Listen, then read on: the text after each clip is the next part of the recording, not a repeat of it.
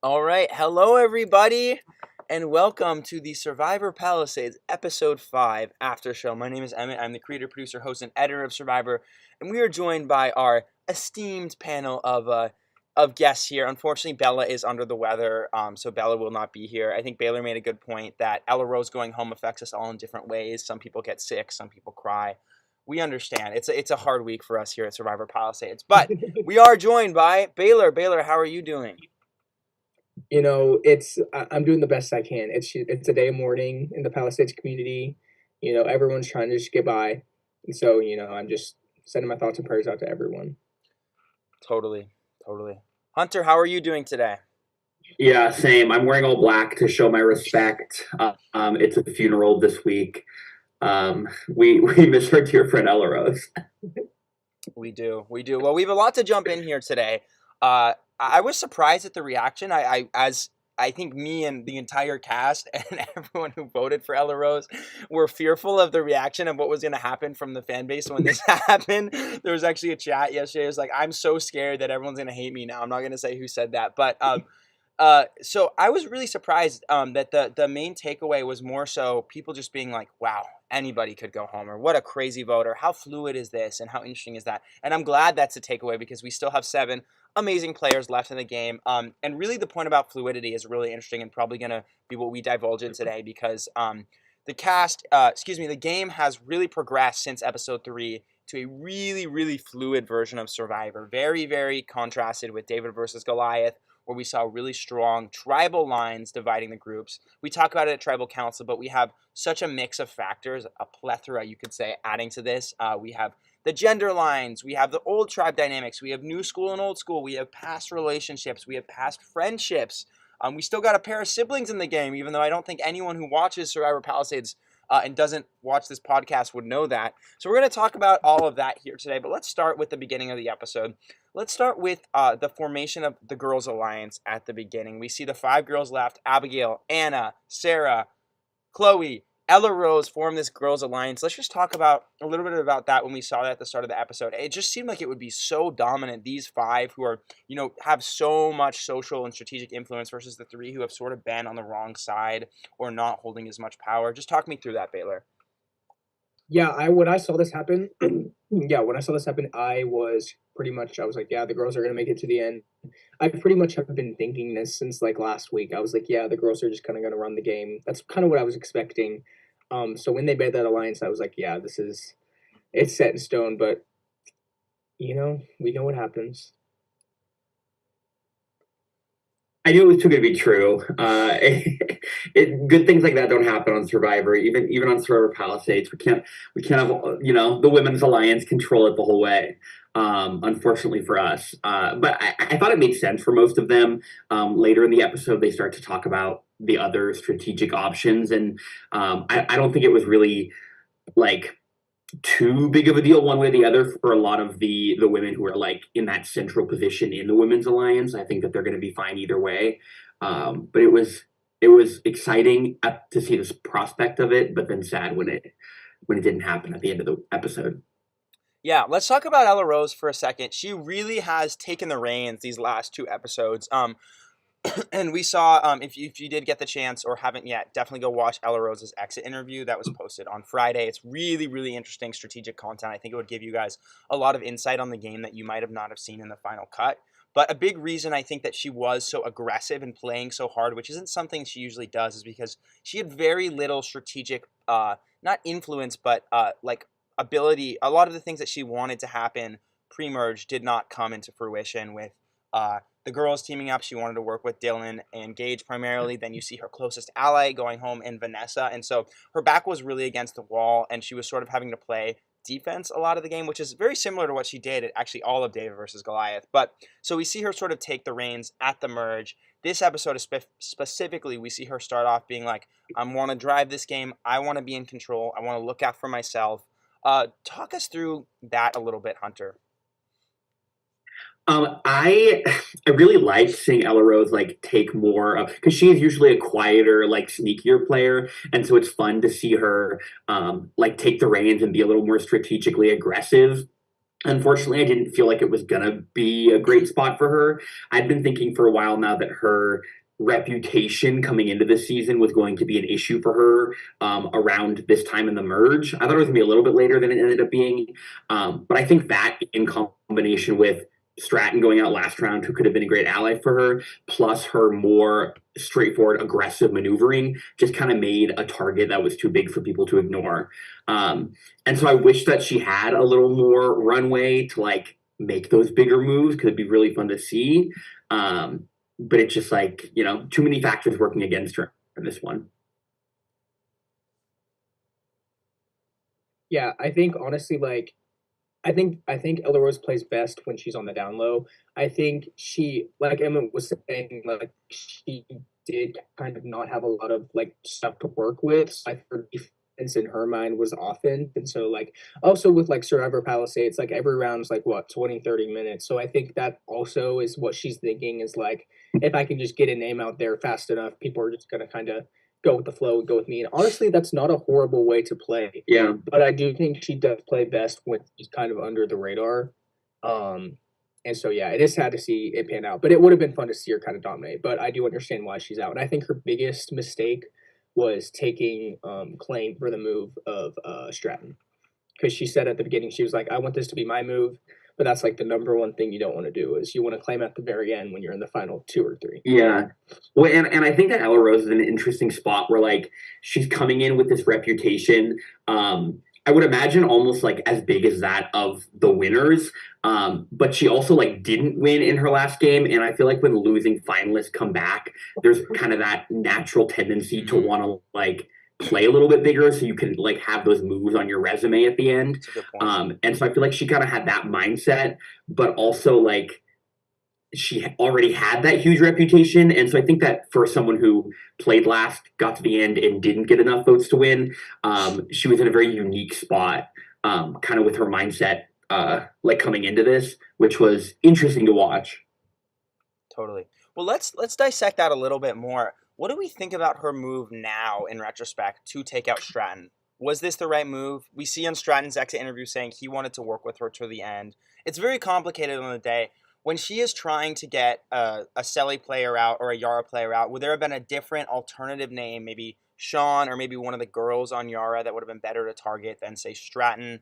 What do we think about this move in retrospect? Anyone can jump in. Yeah, I don't think honestly. I'm pretty sure last week I was saying this is a great move for Ella Rose, but knowing what I know now, obviously I do think it probably would have been a better move to take out like someone like Sean. I understand why she went for Stratton, but at the same time, obviously now that we know she's out, it definitely does seem to have just not worked out for her. It would have been better to take out Sean because Stratton would have been someone at the very least a shield to protect her. Because I think Stratton was one of the only people here that is a bigger threat than her. Yeah. And I think that it's so important to keep different options for you moving forward in the game, which I think is something that Chloe is doing very well right now. But with Stratton going, that kind of limited Ella Rose's options.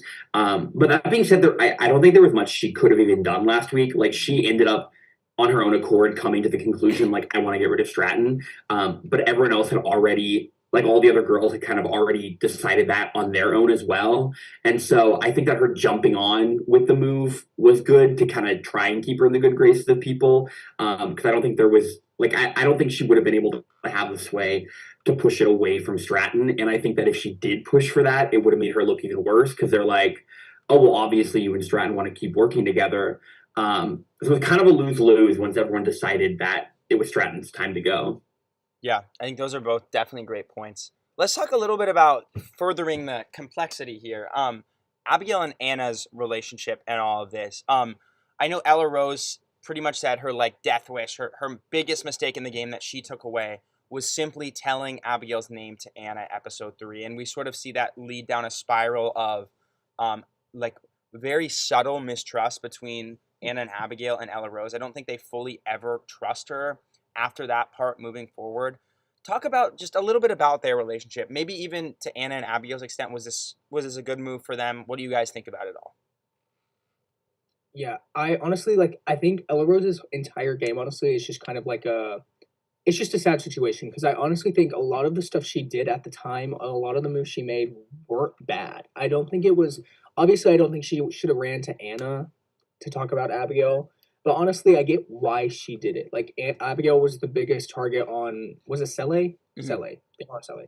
She was the biggest target on Sele to Ella Rose. Like I get why she wanted to take Abigail out and like telling Anna may have been beneficial in some sort of universe, but I do think that was her biggest one of her big downfalls was telling because then there's just no more trust anymore, and that's probably one of the biggest reasons why they wanted Ella Rose out. And so, yeah, Yeah, I agree. And I think that we've seen Anna and Abigail in a very, very strong position as a duo for the entire game so far. Like, even going into the merge, I think that they are in a pretty strong position.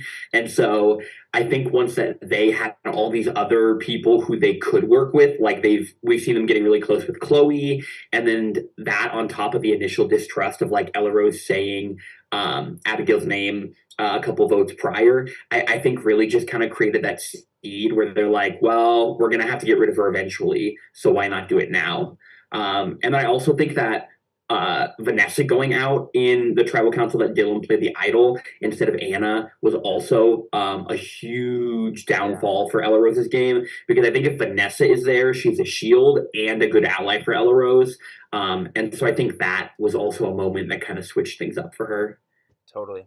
I think if Vanessa had stayed and Anna had gone there, Ella Rose almost guaranteed makes it to 5 or maybe 6, because she is, if Yeah. there is that initial move made against Sele or the girls or whatever, it's not probably going to fall on her before it falls on Vanessa.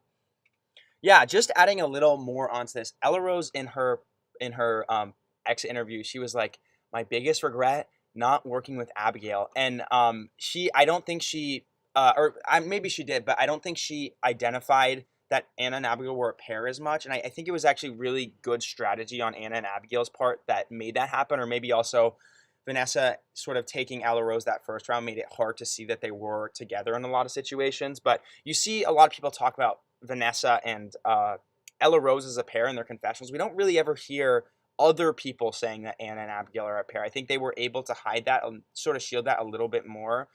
So I think that also benefited Anna and Abigail in that context of what we're talking about now. But yeah, I think it is so interesting when you look at the Sele tribe and how it is sort of like divulged the just sort of similarities between like Ella Rose and Abigail, just how similar they are as players, and the world that they could have worked together, the world that maybe the as you said, Hunter, the chaos agents work together and the non-chaos agents work together. We still have one chaos agent and Anna still in from Sele, and 2 non-chaos agents in Dylan and Abigail, and using your definition. So yeah, very interesting stuff on Sele. Let's pivot to the boys. So I think everyone here was super high on Sean for the first 3 episodes. We thought he's in one of the best spots in the entire game. And really being left out of the Stratton vote really changed that, we see this episode. But we see the formation of a separate alliance from 2 players who, are kind of have been on the bottom in context, that being Sean and Dylan. Let's just talk about both of them really quick. We'll start with Sean. What are your thoughts, Baylor? yeah, I was actually kind of pleasantly surprised with the fact that how able I think he was able to kind of put himself back into the main group very well this episode. I was worried for him this episode. I honestly like I was sure it was either like Sean or Dylan, to be honest. I didn't think Ella Rose was going to go out this episode. And so I am very happy that he's still here. I do think he has a lot of potential to play the game. He almost won the challenge. I think if I think he has a lot of potential to win a bunch of the challenges and kind of win his way to the end like Stratton did last season. Um, and so, yeah, I am very happy that he's still here. I do think he did a very good job with kind of like intermingling himself with the group and figure out that it was Ella Rose to take out this episode. Yeah, I think that they did exactly what they needed to, which was like find each other and kind of acknowledge that they needed each other to stay in the game if they wanted to go any further. Dylan has honestly surprised me the most out of almost anyone this season. I really like the way that he like talks to people and like presents plans, and he's pretty like calming, and he's not too out there, and people just kind of like I feel like want to keep him around, even though it feels like they all acknowledge logically they should be getting rid of him.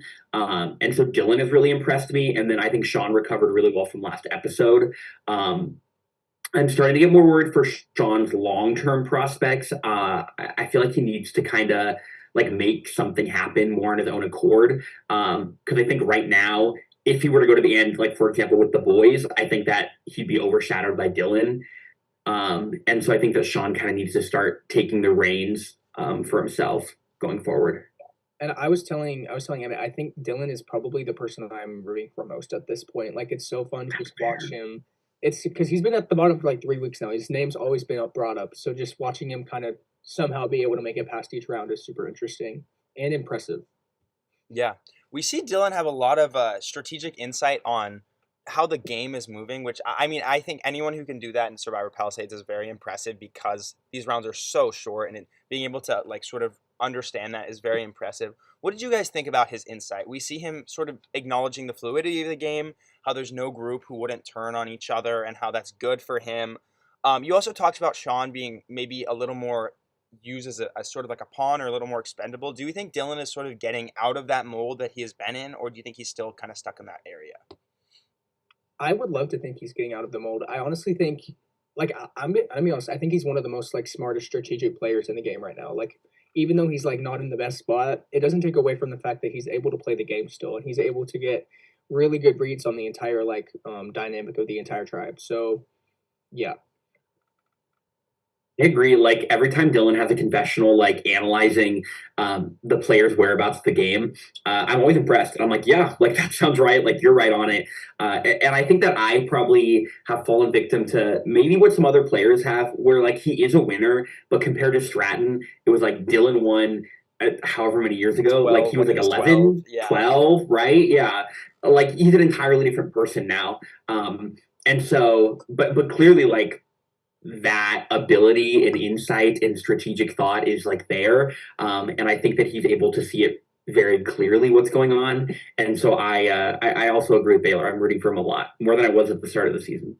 yeah. I will say one last thing with Dylan is I'm the one thing I'm nervous about is I just realized they keep on saying like, oh, we can get Dylan next time. That's my only fear is they're gonna get to a point where they're like, okay, it's time to get Dylan. So that's he kind of needs to somehow get past that. But if he's able to get past that, he's good. Yeah, I agree. I think that like he's doing exactly what he needs to in this moment. But I do worry that like eventually they're gonna be like, okay, well now we actually do have to get him out. Like now it actually is time to get him. And so, but by that point, a lot of things might have changed. So we'll see. Totally. All right, so we get to the challenge. We see Chloe beat Sean in a funny little battle. That challenge is always funny to do. No one bumped heads this time for the first time since season 2, which is pretty impressive. I don't even think I was I kind of cut bummed. it. I wanted to see it. I think I cut the bumping heads in season 4. I think Vanessa and Stratton bumped heads in season 4, and I just cut it. I don't know why I cut it, but it's not in the footage. But they did bump heads. But yeah. So Chloe wins immunity. We see Sean really anxious in his confessional. He's like, "Dang it, bro!" And then we get back to camp, and the girls say his name. The girls solidify very quickly that it's going to be Sean going home. Let's talk about Chase's position in this. I think Chase and Sarah are one of the most interesting points in this episode, but we see them split, which I don't think really anyone saw coming, and I think a really interesting dynamic if you follow it this episode. Episodically, we don't really ever see them together, but we always see in interviews them talking about working remotely with each other. We see this at the start of the episode. Let's talk about both of their positions. Was it in their best interest to split here? What's the right move for each of them? Sort of talk me through that, either of you. You go first, Hunter. Yeah, I was shocked that Chase was in on the vote and Sarah wasn't, just because they have been working so like aligned, so in such in lockstep. Not only this season, but last season too. Like as long as they've been playing this game, they've kind of been like at each other's side. And so I was sad that Sarah was left out and then Ella Rose went home. But I was also really proud of Chase for just like kind of like doing his own thing. I was like, hey, like do it, yeah. And I think that it was a really good move for him. Which I don't know if he vocalized it, but I think that it will draw Sarah like back closer with him, because like Sarah went from talking about how her closest was like Chloe at first, and then Ella Rose and Chase, and now Ella Rose is gone, and so I feel like her closest relationship is definitely Chase, and so I think that positionally taking out Ella Rose is really good for him. I worry about their relationship now that he like blindsided her. And so I'm kind of intrigued to see what happens. I think that leaving her out might have been a necessity though, because I think that if Sarah caught wind of Ella Rose going home, she would have like probably fought pretty hard for that not to happen. And so I think if Chase really did want Ella Rose to go, not telling Sarah was probably the right call.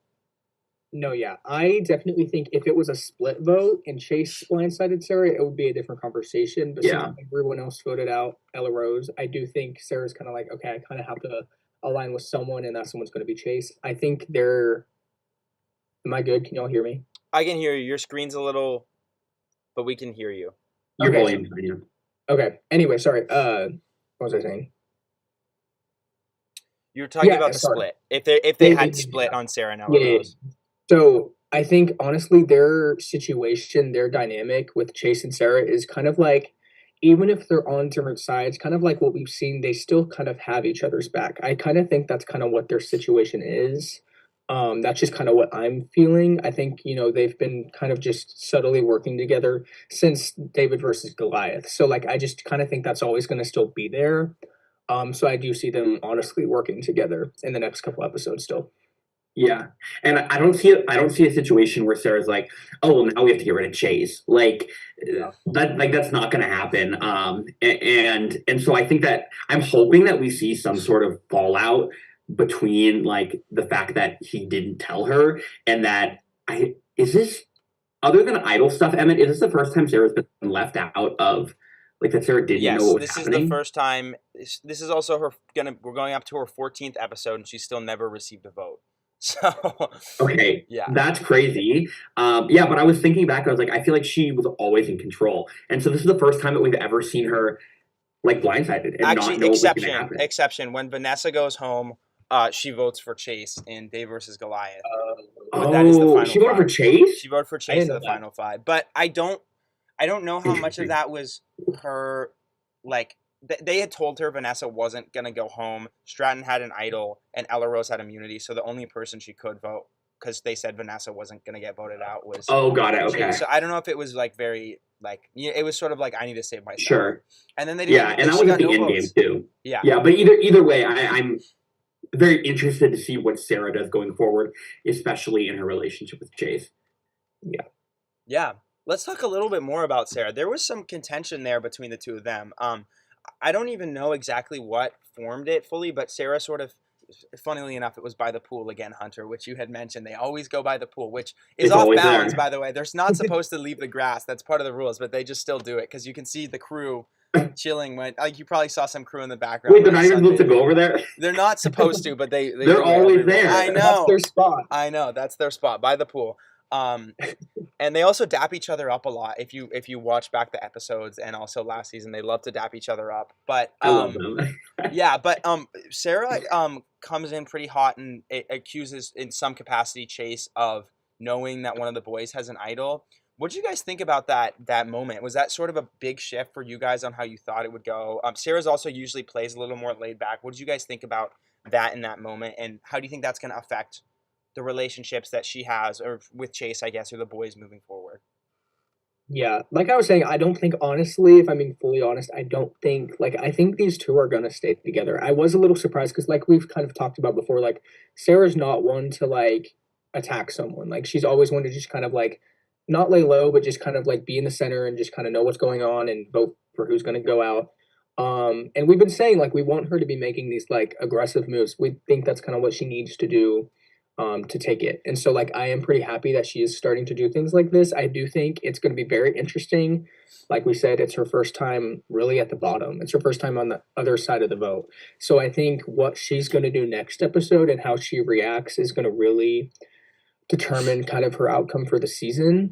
And like Sean was on the bottom this episode and now she's on the bottom, but Sean stayed. So I do think like there's potential she's going to be able to make it through. But yeah, I'm very happy that she did kind of like attack Chase and kind of just like, because it was more like what I got, it was more just kind of like funny, like we're working together. You need to tell me. It was kind of like that. That's what I thought. Totally. Yeah. I kind of forgot she confronted him about that, which makes me think that she was probably like getting paranoid about idol stuff, which is ironic because that's not like the thing she ended up needing to be paranoid about. Mm. She has trauma from her last season. Yeah, Honestly, exactly. Yeah, fair. Ash, that's a really good point. That's a That's really good fair. point. Yeah, she's like, Idols no, and not the immediately idols again. screwed her over. She would have won. Yeah, that's a great point. And I was kind of like, you think Chase is keeping this a secret from you? Like, I was like, I don't know. But then later he showed that he's able to not necessarily loop her in on everything. Um, and so yeah, Totally. All right. Well, we'll talk a little bit more about what we think Sarah's gonna do next vote. Let's just pivot really quick and talk about the people that we haven't talked about, which are the three girls who are driving this vote. I find it so interesting how these relationships split. So we had Ella Rose and then Anna and Abigail, and then we had Chloe and Sarah, who you would probably assume were gonna still work together, but instead of staying together, we see each of the Yara girls go up with a different Sele group. And so the girls have split up into these really interesting divisions. We see Sarah and Ella Rose, we see Chloe with Anna and Abigail. Talk me through that with you guys. Do you guys think that was the right move for Chloe? She now is sort of more lean towards the Cele girls. She sort of has a thing with Sean still going. What do you guys think about all that? Yeah, honestly, first of all, I'm gonna say, like, I would have never guessed this, like, what's going on with, like, the dynamic. Like, it's so, I don't want to say random, but it's just so it's surprising. Like, I wouldn't expect this stuff to happen. Um, Other thing, yeah, I do think it is the right move for Chloe. I think honestly, Chloe, I hate to say it, but she's kind of running the game. Like, she's her and Abigail. Abigail's in a good spot. Chloe is running, like, she has people over here, she has people over there. She has, just in case she has a person behind her to help her out. Like, she's kind of has she has people with her that will fight for her, honestly. And she's doing, like, she's making the right decisions to get with people that she might not usually get with to help her out. So I honestly do think Chloe's in a great spot. So yeah. yeah. And the split with the girls was very, I guess, like old school, new school, you could say. Like there's like the David versus Goliath people, and then Chloe had played with. Has she played with Abigail? I know she played with She Anna. played with Anna, but not Abigail. Okay, yeah. She played with Anna and they worked together, and so they kind of like just fell back into the lines of the people who they played with and worked with before, which makes sense because they've known each other for a while. Um, and then the boys are kind of scattered in there too. But I think that Chloe, like Baylor was saying, attaching herself to Abigail and Anna is a very good move because Chloe just kind of has her fingers in every pot right now. And I feel like we said the same thing about every week. Like she has her idol, no one's coming for her. Like she always knows what's going on. And so I think that she's set herself up well, kind of in this middle position. I will say it is very good that she's doing this, but I'm kind of just now realizing that is really risky. So if they start finding out, like, hey, I'm allied with Chloe, I'm allied with, if they start kind of figuring out that she's allied with everyone, that could be her downfall. But I'm just kind of playing devil's advocate. I think she's in a good spot. Yeah, we're seeing a lot of the comments are sort of talking about this sort of race I'm hearing between Abigail and Chloe and how they're in similar spots. How Abigail sort of has Dylan, Chloe has Sean, and on top of the alliances that they all have. Do you think there's going to be an inevitable war? Do we think someone else is going to come up victorious? What do we think about the sort of like edgic and winning positions of the players right now? And I guess we could specifically start with who the audience is saying are the two front runners. You go first, Hunter. Yeah, I would agree that Chloe and Abigail are my two front runners. I think that they are in very similar positions, like you just laid out, Emmett. I think that they have similar like game styles as well, and so I think that they're both in great spots. And it'll be interesting to kind of see what happens when, because I think they will both eventually identify the other as someone they need to get out. And it'll be interesting because like you said, Abigail's other person is kind of like Dylan, and then Chloe's is Sean. But then we have the Sean and Abigail like sibling relationship, which hasn't again, like it could go either way. It could be like, oh well, that is something that pushes them more towards Abigail against Chloe, but it also could be like, oh, like no, he's like moving away from her.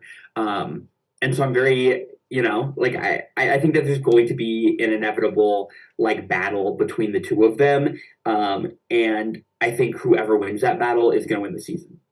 Yeah, I would love, like, that is great. I would love to see a war break out. I think that would be so cool. Seeing just both, because there's obviously two sides if that happens, and so that would be really interesting to see how that plays out. Because it's like what you were saying, like I think all in all, Abigail has a little bit more people, but Chloe has an idol, and so like that's kind of it'd be a really good thing to watch. And honestly, like I'd be happy with that, but at the same time, I do think it would also be kind of crazy to watch them work together and make it to the end together.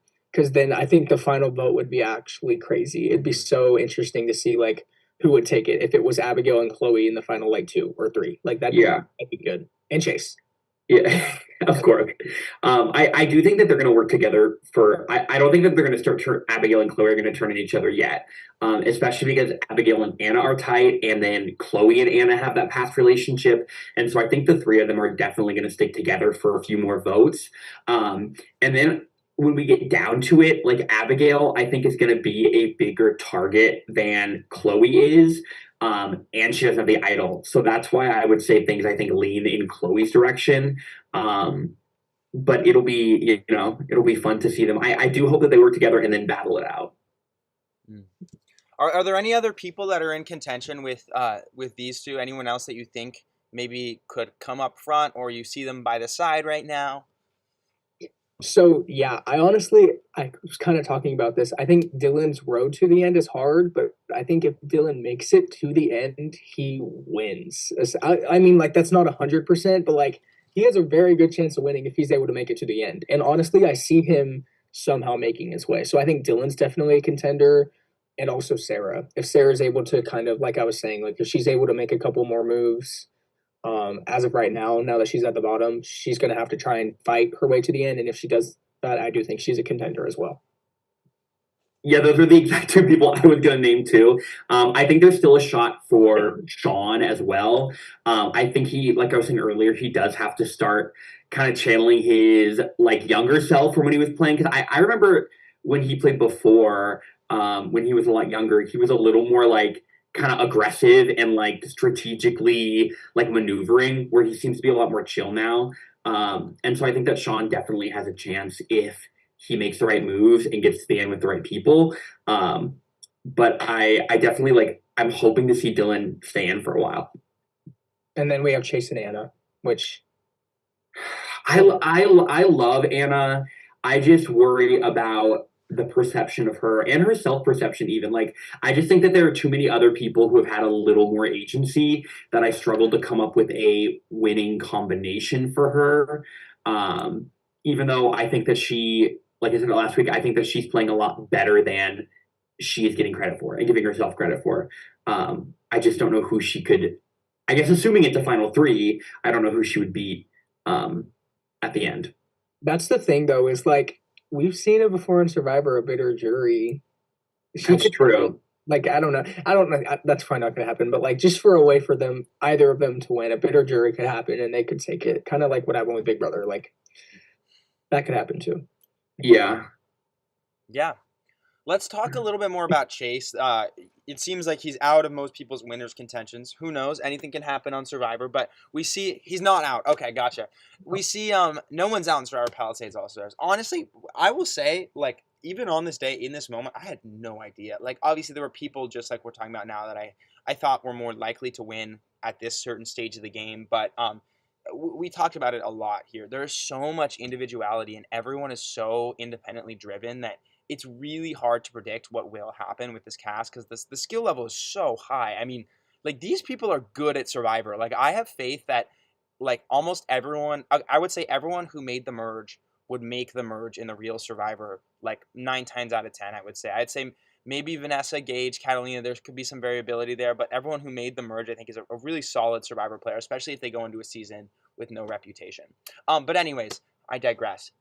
Let's talk a little bit about Chase. This was I think was it the second time this season we get what I like to call in the editing room a Chase segment. The first one we saw was his idol hunt at the beginning of the season, and then we see him sort of just talk about getting Ella Rose out, how hungry he is. He has a Celsius in his bag that he's not allowed to bring that I had no idea about. And that the government too, yeah, and that the government is lying. So let me actually talk about the Celsius for a little bit. So just to make it clear, we give all the players a contract, a rule book about what they're allowed to bring, what they're not allowed to bring. obviously you're not allowed to bring food or drink besides water of any capacity, but we provide water on that day, just like Survivor does. So they weren't supposed to do this, but when I'm filming this, and I think I've explained this to you guys behind the scenes, I can only be at one camp, and so because Chase was at the other camp, I had no idea that he was drinking a Celsius. Would I have confronted him? No, it adds to his character. It's so funny that he has a Celsius, and I love that he did this. But yeah, classic Chase, fits right in with the character. Sunglasses have also been on quite a bit this season. Yeah, The best players make do with their resources. exactly. They use them. Yeah. He's just a rule breaker. He's not supposed to have Celsius, not supposed to go to the pool. He's just Fake out. Yeah. That's so good. He's so scrappy.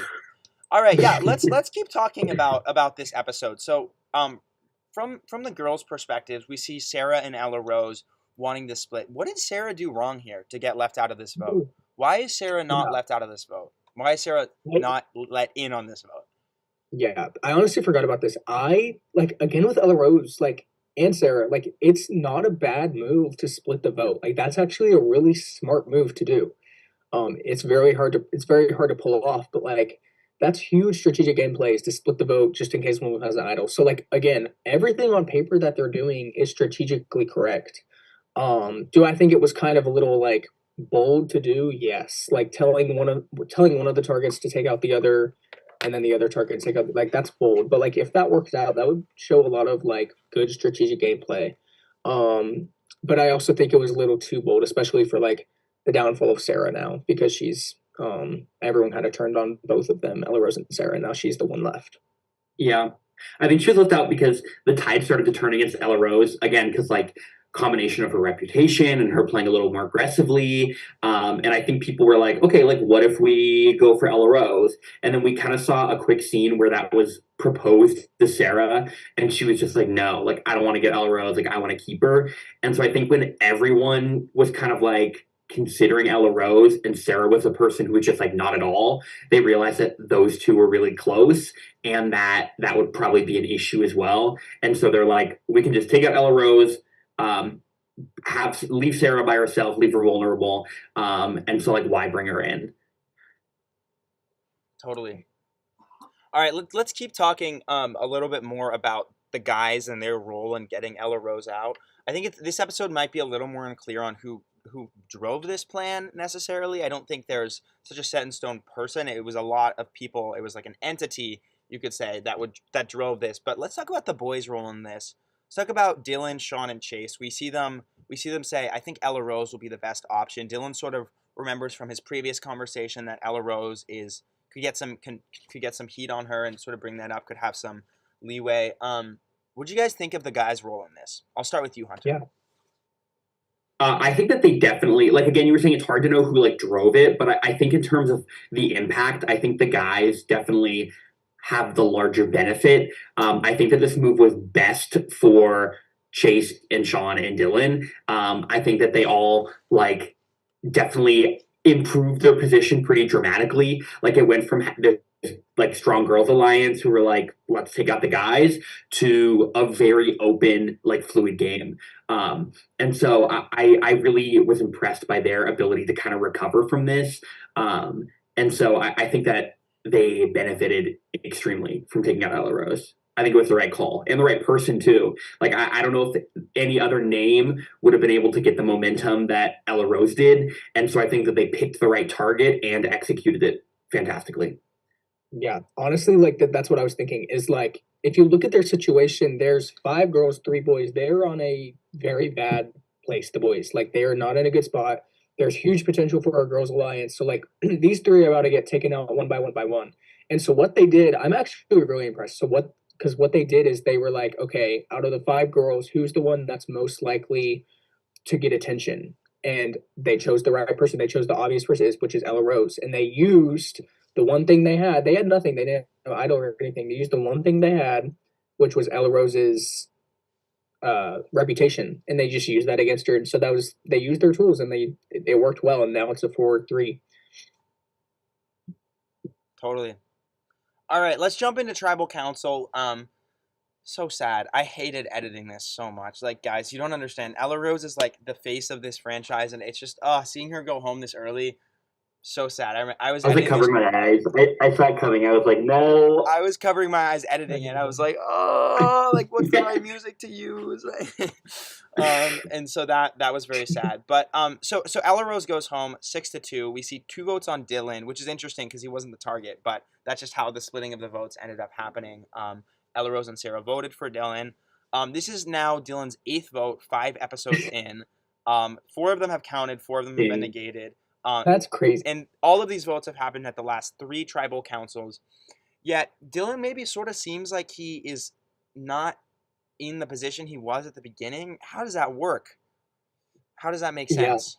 Yeah. Yeah. First of all, that's the thing. That's why I'm rooting for Dylan. Like he has 8 votes. That's crazy. Like how could you not vote? How could you not root for Dylan at this point? But yeah, I do think it just goes to show like he is a good game player. Like he's in a horrible spot 3 tribal councils ago, and he's managed to not be in the best spot, but with a lot of work, like he's been able to kind of work his way up the ranks. And honestly, I don't see him being the next person to go next episode. I see someone else going. Yeah, and despite the fact that he has recovered really well, I think that there's not much he can do to escape kind of the role of like perpetual second target. I think every round, if he doesn't have immunity, like his name is going to be at least discussed. Like we saw, they were like he was a plan, but then they went with Stratton, and then they talked about getting out him or Sean, but they went with Ella Rose. Like I think it's always going to be like him or someone else every vote from now on. And so I think that vote tally is just going to keep racking itself up till he wins or goes home. Totally. All right, let's just sort of get into every player. Talk about, as we usually do, are they in a good spot? Are they in somewhat danger? Are they down on arrival? And what the hell is going to happen next week? We got to figure all that out. Have you guys seen the Next Time on Survivor? I don't think I did. Anna's name got thrown out, is what I remember. Let me play it for you guys really quickly. So which I love when her name gets thrown out because she goes into action. She's like, no, absolutely not. So like, yes. Yeah, we also see the auction next week, and we see the talk of a new idol clue being let into the game. So I'm going to actually just play the preview for you guys. So there could be another factor coming into play besides Chloe's here. Next item. This is a clue to the hidden immunity item. 1, 2, 3, reveal. Who is it, Sean? I mean, like, you guys, Dylan and Chase, we're voting on meat, and you don't really have it. It seems like I'm just voting against someone new. The idol is hidden in a tribal council. Oh. So let's dissect all of that. First of all, we see the auction. We see 2 people drawing rocks. We see the talk of an idol clue. Then we see Anna's name is thrown out, and she goes and confronts them. Then we see Dylan and Chloe talking and saying that Dylan doesn't really have anyone, and Chloe goes, I think I'm the split vote. I think it might be time to make a move.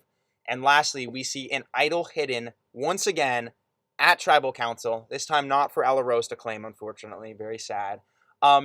Let's talk about all that. There's a lot to start with. Let's start with the auction, the possibility of a new idol. I mean, we see the idol in this preview. Let's talk about that. Yeah, I think honestly, I see, because I'm thinking about the people who would go for the advantage. Because, I think there's people like Chase or people like, I don't know Anna, who I don't know if they'll go for the advantage, but there's definitely some people that don't feel safe and would. So I think the number one person to go for the advantage is Dylan. And so I think if Dylan's able to get the advantage, find the idol, say he plays an idol on himself, negates more votes, wins immunity, and gets past another vote, that's his way to the end, he wins. So that does make me excited for Dylan for the potential, but also potential for anyone on the bottom, like Sean, or honestly, like Sarah. Like I'd be fine with any one of them getting it. Or Chloe. If Chloe has 2 idols, that'd be crazy. Queen, I hope that happens. Yeah, I definitely, like, I was trying to look and like see whose hand it was. I'm pretty sure Sean's one of the people drawing the rocks. I don't know who the other one is. It makes me hope that it's Abigail. I just want to see if like something from this like sibling like duo happen. But another idol is definitely gonna throw a wrench into things, and it will not like weaken Chloe's position, but definitely make it less unique, because if there's more than one idol out there, she doesn't have as much like absolute control. But I think socially, she's still in a good spot. Yeah, there are so many variables coming into play here. I think a little foreshadowing. I think we're starting to see the just the setup of like almost a new game. It feels like they're merging again with all these new things coming into play. Part of that is the introduction of like a new idol or advantage or something like that. Another part of it is now we have multiple people who have been left out of the vote. Dylan has been left out of a vote. Sean has been left out of the vote. Sarah has been left out of the vote. That's almost the majority of the people remaining. So what does that even like say about what the dynamics are going to be next episode? Where are we going to draw them from? Is it going to continue to be fluid? Is it going to go back to girls versus guys, Sally versus Yara, old school versus new school? I could keep going. There's so many. What do we think that's going to look like? I'm gonna be honest. This is like not a good podcast thing to say, but I have no idea. Like I genuinely don't know what's gonna happen. I think it'd be embarrassing if I say something and it's just completely wrong. Like I have no idea. Anything could happen. Like, and that's why you should watch episode 6, Survivor Palisades, because I don't know what's gonna happen. Yeah, it's really up in the air right now. It's just every week I'm like, okay, this is going to solidify things, and it never does. I think Sarah is in the most interesting position for me. I'm most intrigued to see what she's going to do, just because she got like she effectively got burned by everyone on the tribe, even the person who was her closest ally, Chase.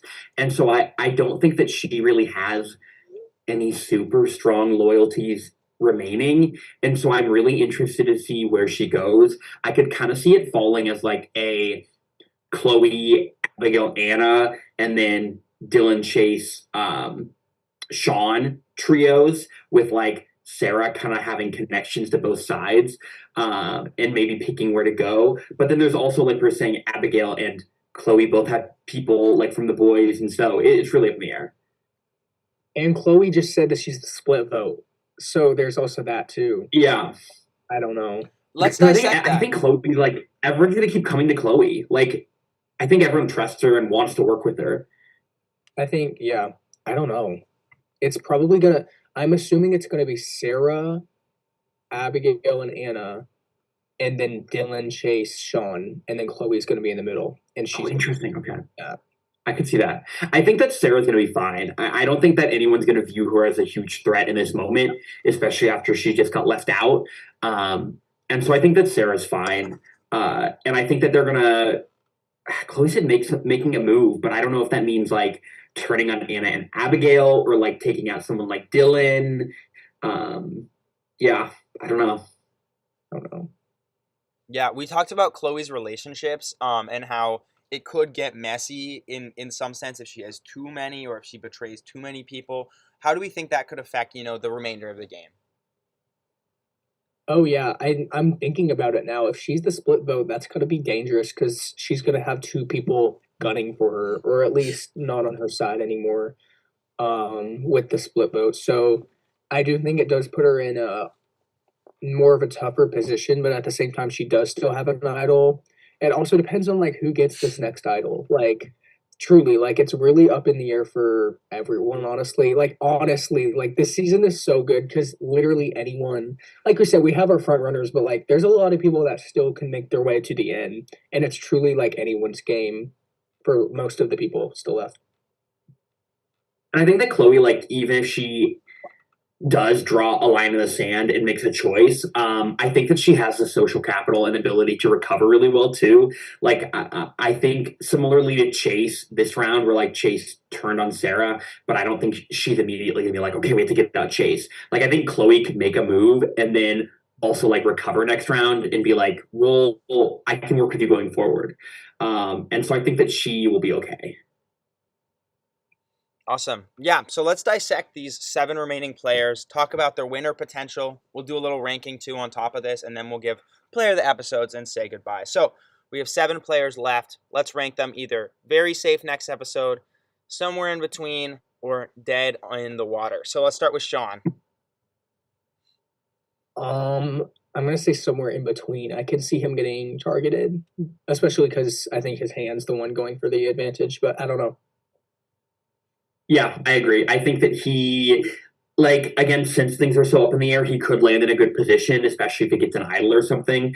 But there's definitely still risk of him going home, so he's in the middle for me. Awesome. Sarah. Honestly, I think she's in a good position. It's what happened to Sean this episode. Like, I think she's she won't be targeted next episode. Yeah, I don't think she's in as definitely not in as great of a winner position as she was before. But I think that she's safe for the next episode for sure. Next up, we have Dylan. I think he is in danger, like as always. I think if he he needs to find something else. Like he used Ella Rose this episode, but I think he needs to find someone else to kind of attack and figure something else out. Yeah, I think he's like the inverse of Chase for me, where I think that Dylan is high, like in a lot of danger, but also like really high winner potential as well. And so I think if he gets there, he has a really good chance of winning. But he's always going to be a target, so he's in danger. Next up, we have Chloe. She's in a good position right now. She's not going to go home next episode unless like a crazy Kage Sarah thing happens where they take out Chloe. That's not. Yeah, no, I think Chloe's fine. And I think she has her idol for safety, but I think she also has the ability to like make a big move to like quote unquote boost her resume for the end. And so I think she is fine. She's in a good spot. And she's still my front runner. Yeah. Chase. I don't think he's not out next episode. I mean, I don't know. I don't think he's gonna. No, he's not in a good spot. Still my third placer. I think he's safe. He's fine. He's gonna get to the end. He's not gonna win. And when Chase finds 10 idols and idols out everyone on the cast, what's gonna happen then? Then I will egg on my face. That's enough idols to use it on everyone except for his target and take his target out. Listen, that's a dream scenario, okay? Like. That's what's gonna happen. That's the edit. That's what's been set up to happen. Chase is the new Ella Rose. All right, Abigail. She's in a great spot. Same with Chloe. Like her and Chloe are really like honestly position wise. I think Abigail's in a better spot. I think she, I think people. I don't know. I kind of take that back. People do see her as a threat. I think. But at the same time, she's in a good spot. Like she's not going anywhere. I think she is in a really good position and has a lot of winner potential, but I'm going to put her in the middle just because I think that of the girls, she's probably sticking out the most. And like we've seen with Stratton and then Ella Rose, there's kind of like the tall poppy syndrome going on where the biggest names are getting cut. And so I think that if someone is wanting to make a move, like maybe even Chloe, if she decides to turn, I think Abigail's like a juicy target right there. A good head to hang on your mantle. So I think she's in a good position, and I don't think she's going to go home next week. But I do think that she's starting to be in danger despite her position. All right, lastly, we have Anna. I think she's honestly in the biggest danger to go home next week. I think it's either going to be honestly Anna or Dylan, and Chloe's going to be the split vote. Yeah, like we saw her name come up, but that kind of surprised me because I don't know why. Like I don't know who it would benefit to target Anna. I feel like if you're one of the boys and you're sticking with the boys, there are better targets to go after than Anna. And I feel like if you're any of the girls, like. Same thing, like why would you turn on Anna? I don't know. So I hope that her name gets brought up. That way she can, run around and confront people again. But I'd be surprised strategically if she is the one that people decide to go for. So I don't think she's gonna go home next week. All right, one more thing to mention, just for the sake of mentioning it. We have now seen the obliteration of David versus Goliath. We have seen 4 of them go in the last 5 episodes. Out of the first 5 boots, 4 of them have been David versus Goliath. We see Gage go. We see a little break for Catalina. Then we see 3 in a row with Vanessa Stratton and then Ella Rose. What is happening with these David versus Goliath people? Everyone was so high on them preseason. We have 3 left. We have Chase, Sarah, and 2 left. Excuse me. We have Chase and Sarah left. We're down to 2. It's just Chase and Sarah. That's pretty crazy. Yeah, if you would have told me at the beginning of the season, I would have been upset. But honestly, like, I'm not mad. Like, it's the people left are good and like they're fun to watch. And so, like, I do think it's kind of crazy that they've kind of been like taken out like this. But like, it's fun to watch, honestly. Yeah, I agree, and I'm not surprised that these are the two who are remaining. Like if I had to guess on which two David versus Goliath people would make it the furthest, I would have said Chase and Sarah. Um, and I think that the fact that there were so many of them and the season was so recent, it makes sense that they've been going out pretty quickly and being viewed as these big targets. But I think that that's going to kind of minimize now that there's only two of them. And I don't think anyone's coming for Chase, and I think that Sarah's going to recover. So I think that they're good for a little while longer. Yeah, we got all 3 season 1 OG players still in the game. We got 2 from Sabotage Island. I'm overlapping because Sean was in season 1 and 3 and 2. So there's Chloe and Sean still from Sabotage Island. Then from Fans versus Favorites, we have Anna, and then the 3 season 1ers. So a lot of people. We love old schoolers and when they succeed. Yeah, a lot of old schoolers. This is reverse. Well, where the winners or should have award. been. And I have so many reasons why production messed that up. Wait, I shouldn't say that because I do want to get a job for CBS one day. But They were perfect. production, the cast, the Edge of Extinction does not work on a returnee season. You can't have the tribe divisions. I think were poorly done. I don't think Tony and Sarah and Sandra should have been on the same tribe. That is crazy to me. I don't understand why Natalie and Jeremy were put on the same tribe. That is also crazy to me. Such a big target to the legend Natalie Anderson. Rest in peace. The swap to 3 tribes was awful. Swapping as well. to 3 tribes does not work on an All-Stars cast. I would never do that on All-Stars because it literally just makes pre-existing relationships and big targets the only thing that matter. Obviously, Parvati, Sandra, and Rob are going to go home when there was 5 people on a tribe. Like, you can't do that in an All-Star season. And we don't need that many advantages when a cast is this good. When you have 20 winners. Yeah. Only good thing is fire tokens. Yeah. Should be good. Fire tokens? Oh, you're kidding. Okay, I was like, wait, what? Yeah, I didn't like. I don't think I hated fire tokens as much as like all the Edge of Extinction twists. I think they're cool, but I just think they only benefit players who make mistakes, and I don't know if that levels the game in the correct way, because you should be doing well based on your like social capital and not being left out of the vote. I don't know. There's a lot to dissect there, though. It would have been better with the Rick Devens merchant stall. Yeah, I know you're to the 41 original plan. Good pull. Great pull. Okay, really quickly before we wrap up, let's rank the 7 players left and then just really quickly do our player of the week. Based on winner potential, we have 7 players left. I want to hear your guys' 1 through 7. I assume it's pretty similar. Let's start with your 7th. Who's in 7th place right now on the winner potential? And this is winner potential? Yes. Just Okay. Not boot order. Yeah. Surprisingly, I'll put Anna. Hunter, I'll put Chase. Chase. All right. Who are your guys' 6th? Chase. Anna. Okay, we're down to the top 5. Who's 5th place for you guys on the winner rankings? We got Chloe, Sean, Sarah, Dylan, and Anna still left. Sorry, Dylan. I know. Mine is Sean. I would probably say Sean as well. Sean is 5th. Why do you guys have Sean in 5th place? I just think it's going to be hard for him to it's going to be the hardest for him to make a move. It's going to be hardest for him to kind of steer his way to the end as compared to like someone like Chloe or Abigail or Sarah or Dick. And I think that the group of people who he's most likely to get to the end with is not a group that he's likely to win against. Like I feel like if he's getting to the end, his best ride is probably working with Dylan for a while longer, and I think that Dylan has an advantage winning over him at the end. Awesome. So we're down to our top 4. We got Abigail, Chloe, Dylan, and Sarah left. Who's our 4th placer for each of you guys? I'm going to say Sarah. I'm also going to say Sarah.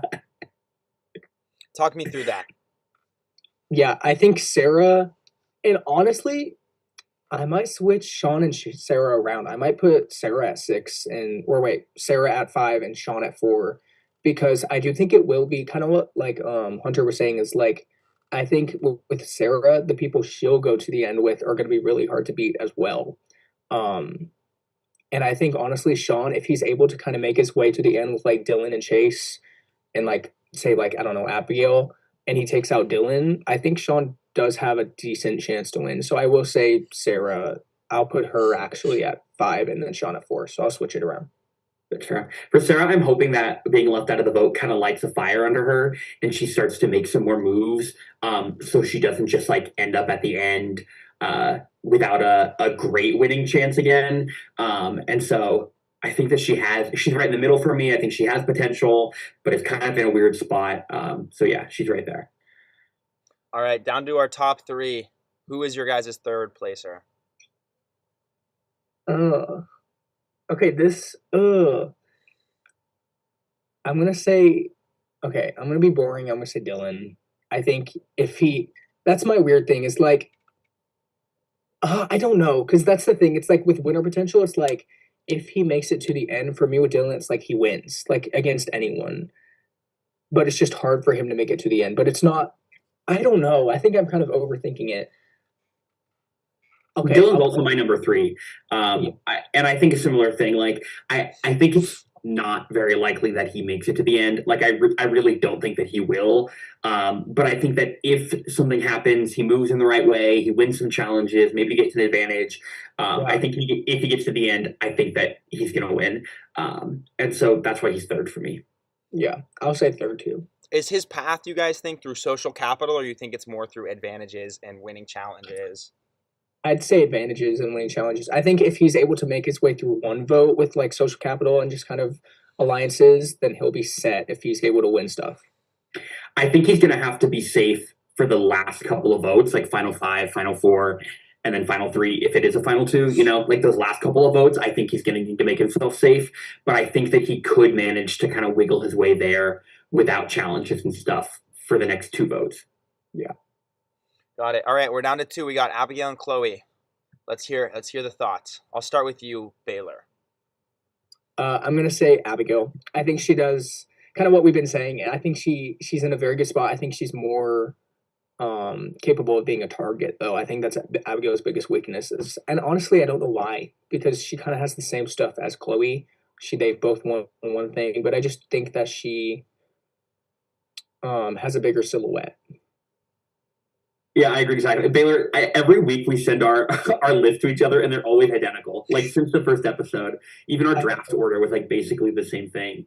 My number two is also Abigail for the same reasons we've talked about. I think that she's in a good position and has relationships, but she's just a little bit bigger of a target than Chloe is. And so I think eventually people are going to want to make a move and take her out.